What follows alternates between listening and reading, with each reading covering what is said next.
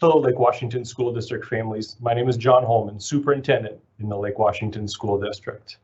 Today, I'm here to share with you information about our decision to maintain our remote schedules for the remainder of the year for our secondary students.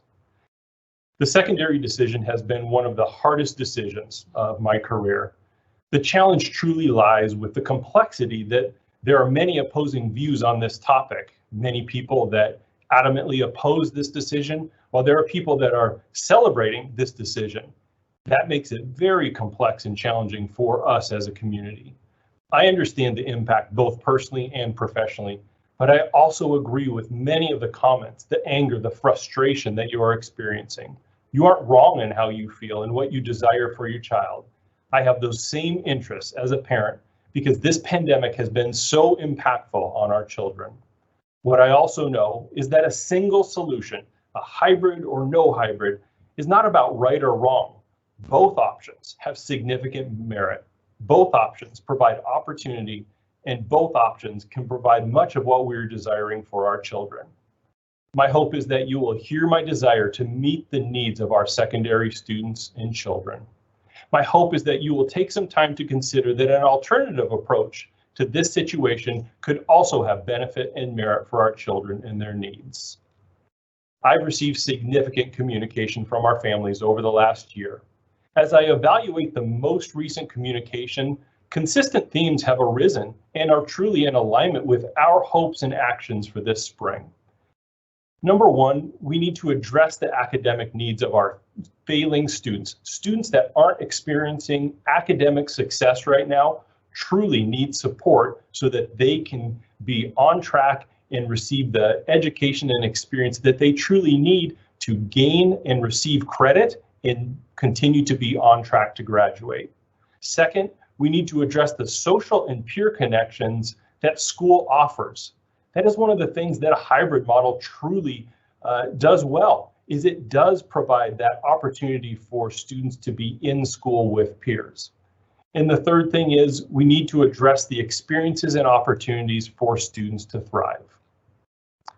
You may agree or disagree with me regarding the decision to maintain remote schedules for the remainder of this school year.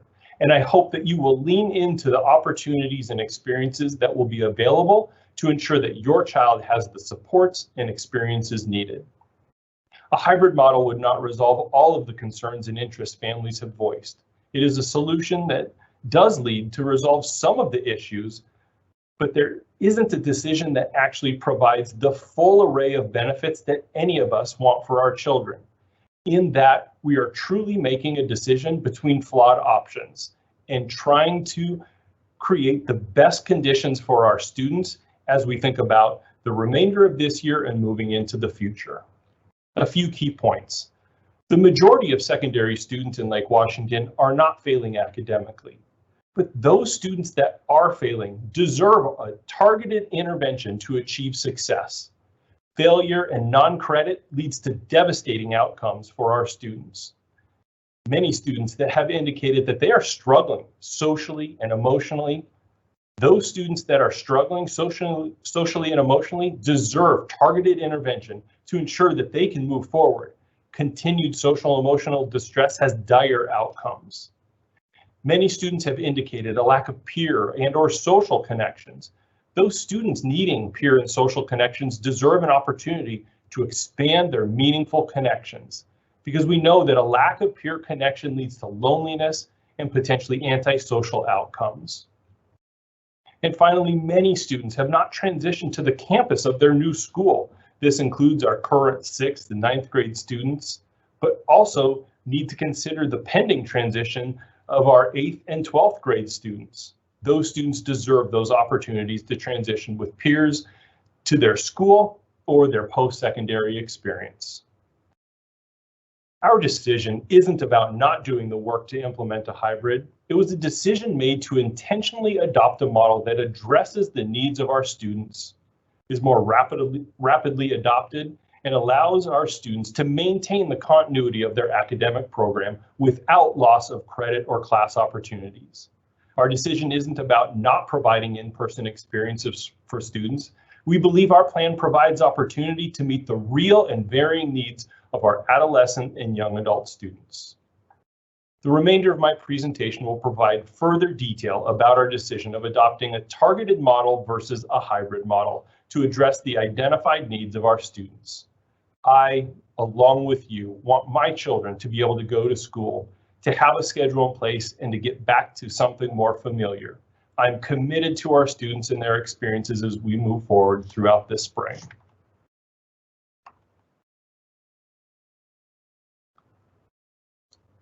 As I begin my presentation, I want to return us back to last spring when we identified specific goals for our work as we think about this pandemic and its impact on K-12 education. The first goal was to mitigate and minimize the spread of the coronavirus, truly in accordance with health agency guidance. That second goal, to keep our staff and students safe and support the social emotional well-being and interactions. Third, to prioritize inclusive access to learning for each student. Fourth is to support our families. And 5 is to enable staff and students to return to learning in ways that are significantly better than during our closures last year. And so when we think about all of these goals, each of these goals can be accomplished in so many different ways. And as we look back over the last year, we know the challenges that we have faced as a community, as a school district, and I believe we have done well in many of these areas. And I want to continue to strive for excellence for our students and provide them with a spring full of opportunities for engagement and connection. There are 2 distinct parts of my presentation. One is really about those decision points and information related to the decision for students to remain in their remote schedule for the remainder of the year. But secondly, I do want to touch on some of the information about the model that will provide for in-person experiences and options, and generally how students can access those experiences and supports. Yesterday, you received a message from both myself and Association President Howard Mawhinney, in that there was a statement bolded so that it was called out because it truly was an essential part of the communication. And it stated, secondary students can expect to maintain their current remote courses and teachers for the remainder of the school year. It was intentionally stated that way to be completely explicit so that there wasn't questions about what that was. I know that raised tension for some and great relief for others. I wanted to be transparent about that decision, get that to you so that you as a family have that information. I think that's important. We've attempted to do that throughout this school year, is to provide information as soon as it becomes available to our families. There's a few decision points that I want to talk about today as we think about the context for this decision being made. First, I want to address topics related to health and safety, academic learning needs, and also social emotional needs of our students. And so starting with our health and safety information. You have seen this slide before, talking about, what are the metrics that we as a school district have used to evaluate the impact of the pandemic. And so I just pulled the data as recently as yesterday. And as an overall state, but also as a county, our COVID-19 rates have dramatically dropped since the middle of January. These are rates that weren't anticipated, and as of yesterday, our rates just dropped below the 100 cases per 100,000 threshold, and we are sitting at 99 cases per 100,000 over the last 14 days. You can see some of those other metrics that we look at, and by and large, the impact of the pandemic is continuing within this data to continue to reduce. But it's not just about our county, even though that's how our district continues to be measured in relation to the Washington decision tree. But we also know that our own local communities have a lower transmission rate than the overall rates within the county. And so you can see here in Kirkland, Redmond, Union Hill, and Sammamish, the 4 areas that are directly reported on the King County dashboard. You can see 44, 46, 41, and 48 cases per 100,000 over the last 14 days. That should give us hope that the implementation of our elementary models, but also our secondary in-person experiences, can truly mitigate the spread of the virus on our campuses. I want to call your attention to what we have called the decision tree, and I know it's gone through a few iterations of names and titles over the period of time, but I want to start by just referencing the first decision tree that was released for K-12 reopening. And you can see in that moderate range, I call that out because we are currently in the moderate range on the updated decision tree. And you can see there that the case rates, what was recommended for schools, substantially more conservative approach than many states across the country. Many states across the country had differing guidance for their public schools. And so you may see different implementations of K-12 experiences throughout our country. But that is also true of our local health jurisdictions. You can see that there are schools across the state that have received different guidance from their local jurisdictions. We know that our local jurisdiction, King County Public Health, has given us ongoing and active feedback around our progression towards implementing in-person services for students.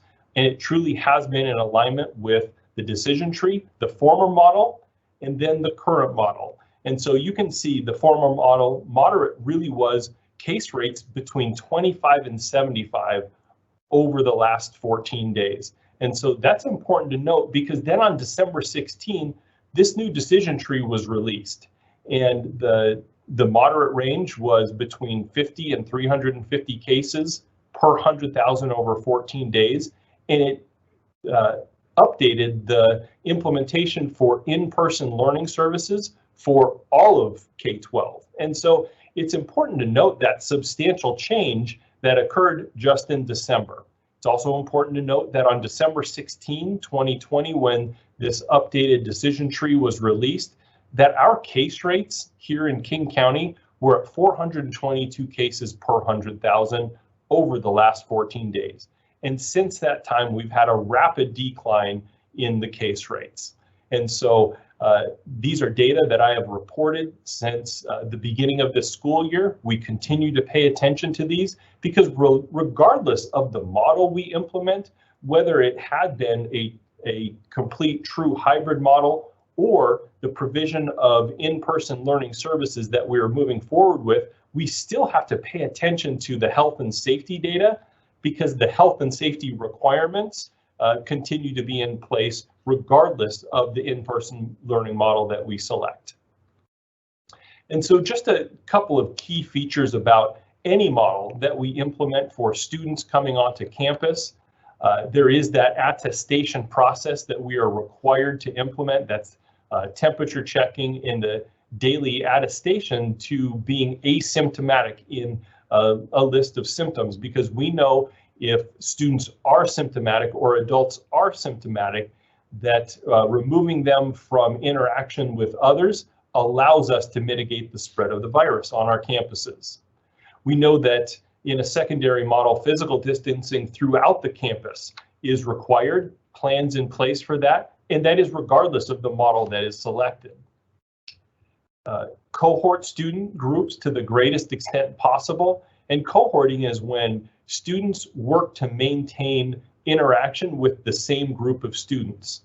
As you know, that is a substantially easier task at elementary, and knowing the provision of services at our secondary schools, that leads to complications. But regardless of those complications, we have to think about how do we cohort students to the greatest extent possible so that we're reducing their potential or multiple interaction points related to health and safety requirements.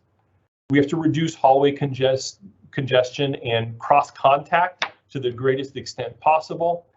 And we do have to maintain 6 feet of distancing between student desks And that is true in any model that we implement here in the district. Moving on to the academic learning needs of our secondary students and pieces that we truly analyzed and evaluated in thinking about what was truly the best decision to make in thinking about how we address our students' needs.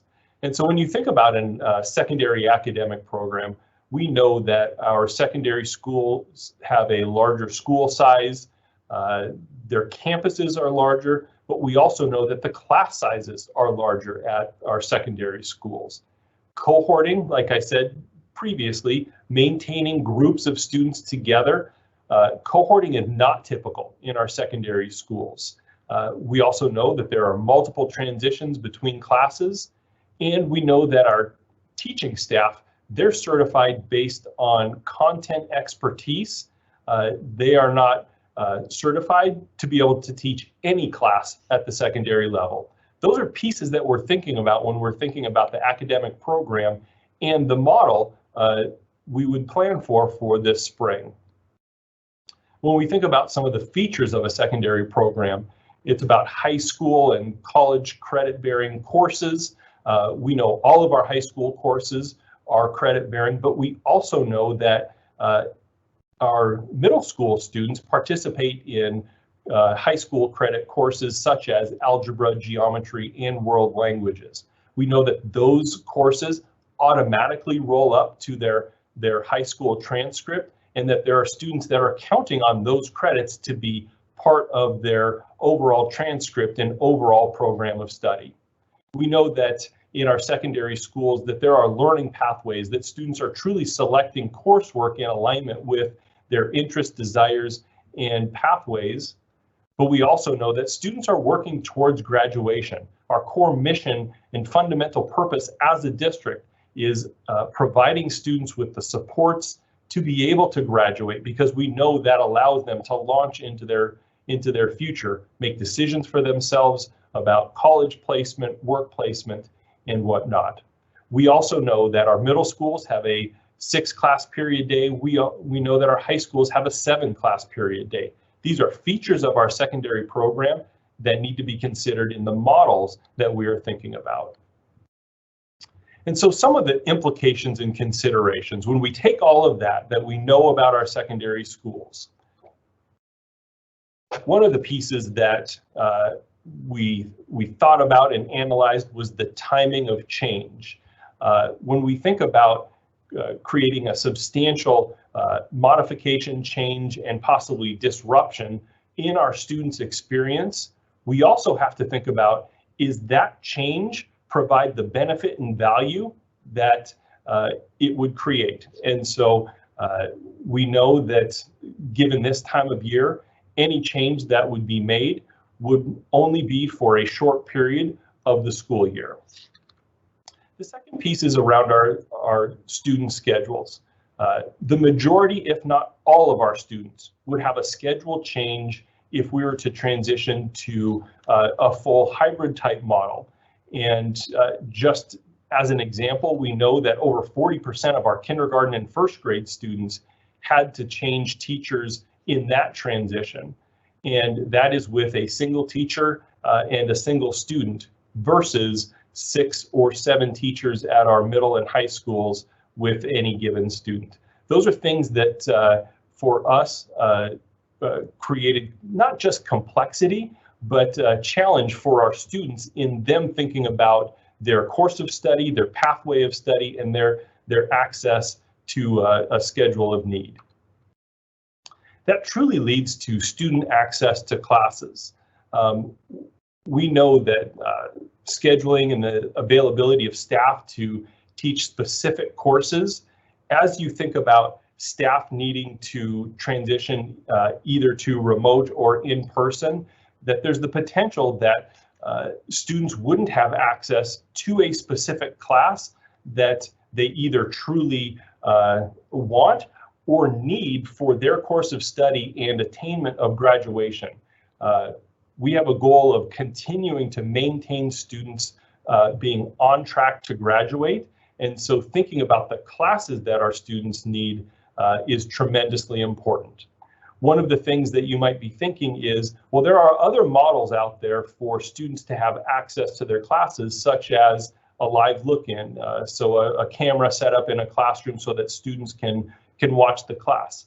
That's a model that's being tried out in a number of locations.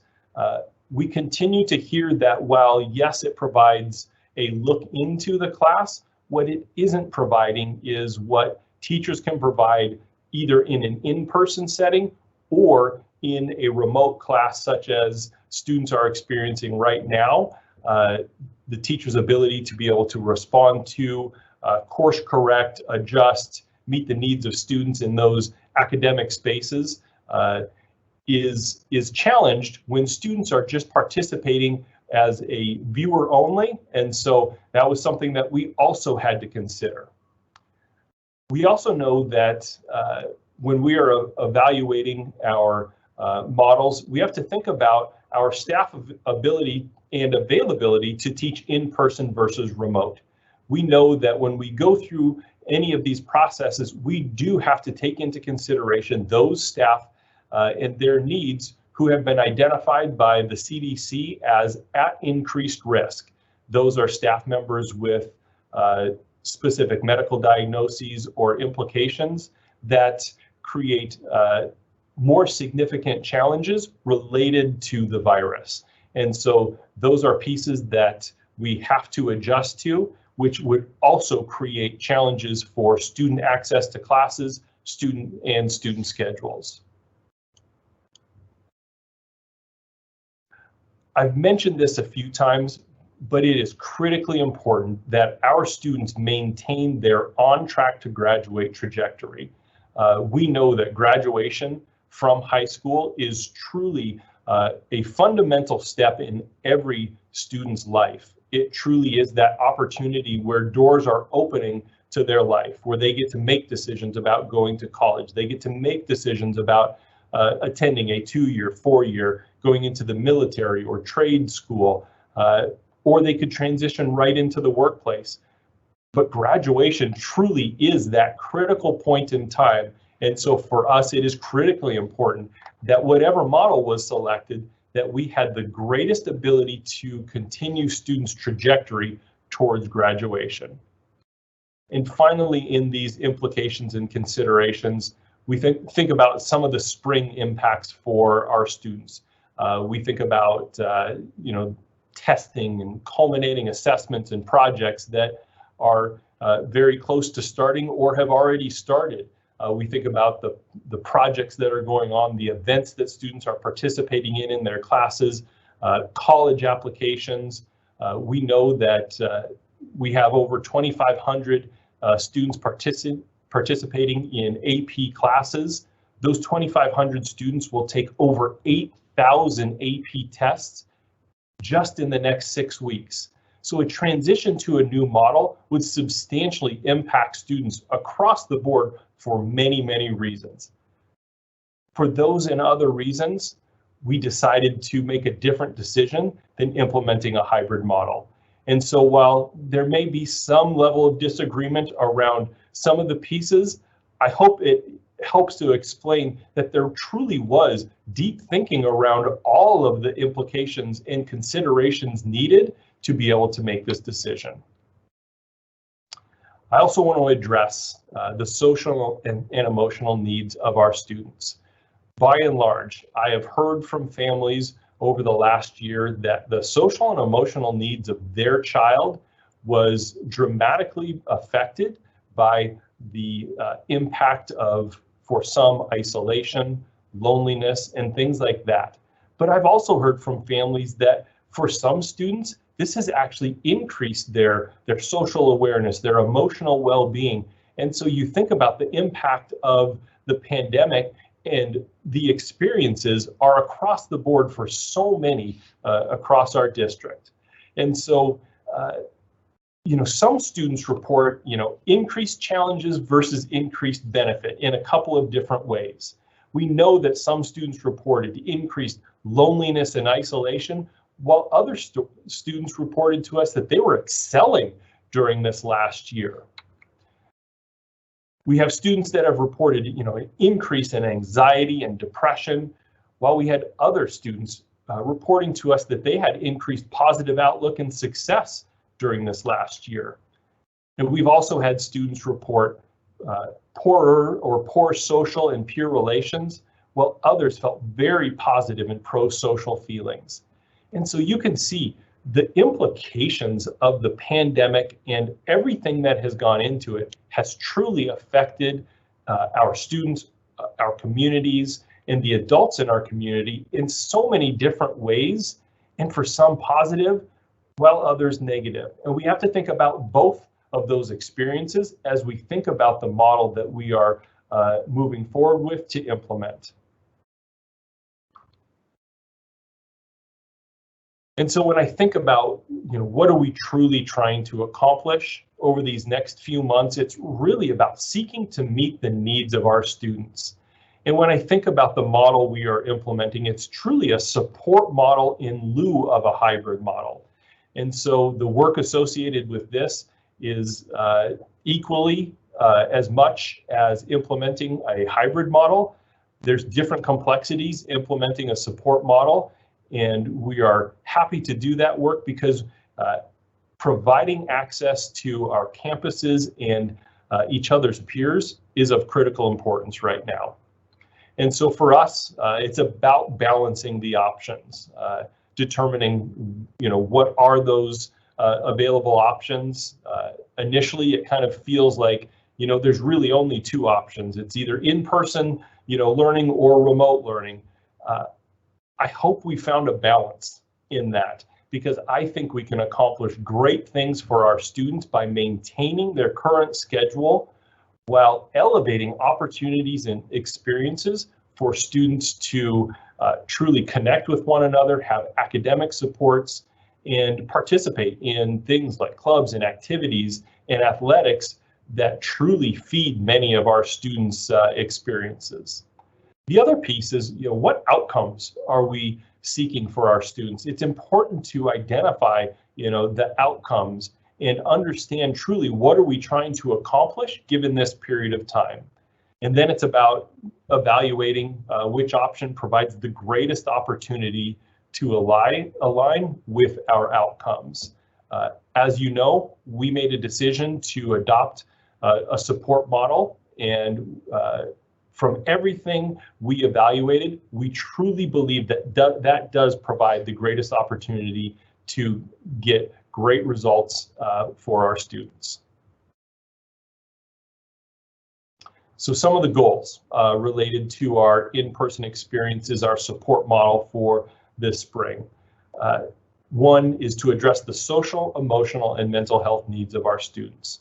When I think of the importance of this goal for this spring, I think about a number of students that are experiencing crisis right now. We want to partner with our families to ensure that we do everything we can to help our students in that space. I think we all can agree as parents, as we see our children go through social, emotional, and mental health challenges, it's devastating, it's difficult, and at times we don't know who to turn to. Our schools want you to turn to them for those supports. We want to provide those supports so that your child can have what they need in that space. We also have a goal that any student that wants an in-person experience is provided that opportunity. And that could be through many different mechanisms, whether that's an academic support structured intervention, whether that's through social, emotional, or mental health supports.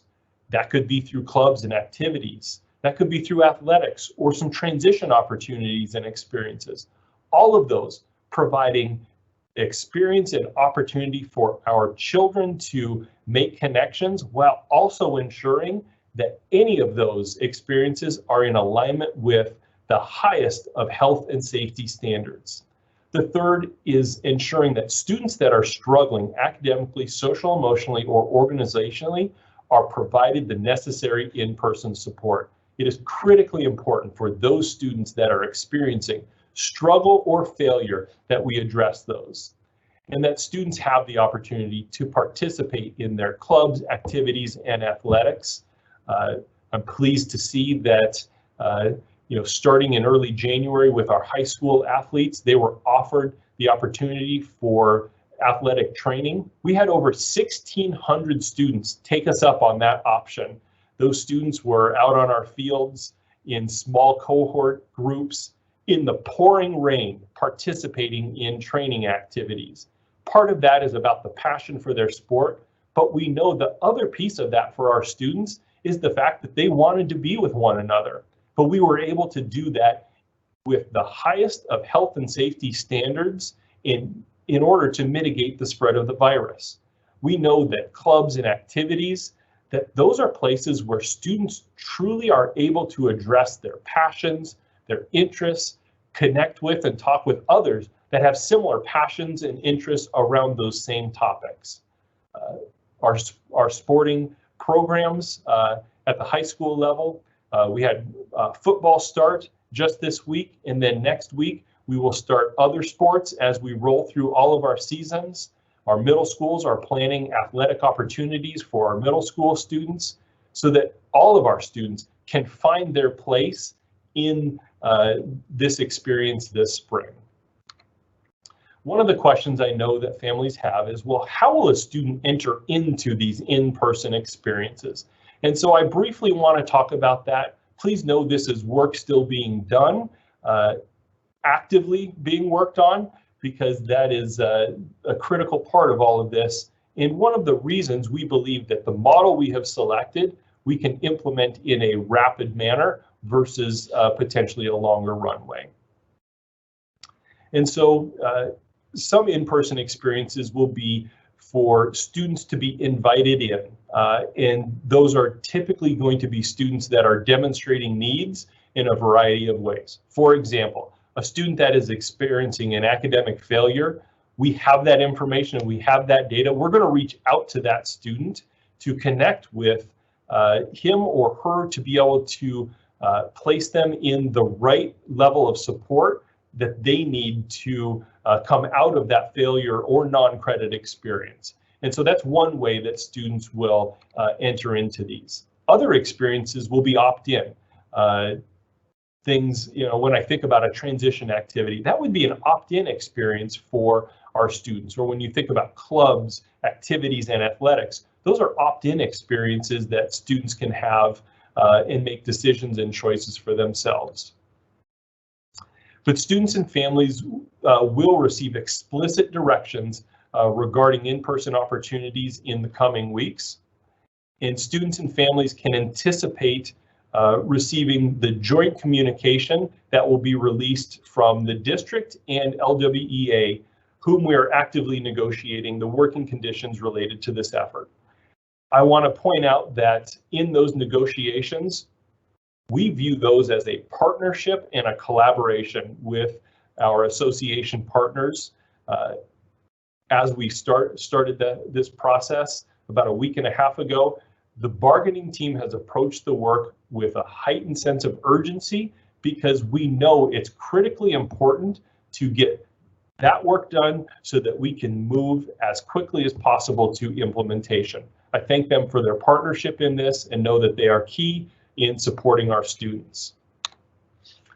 And with that, I want to thank you for taking the time to view this video. I hope it provides further information about our decision, about the rationale for why we made this decision, and I look forward to your partnership in the future. Thank you.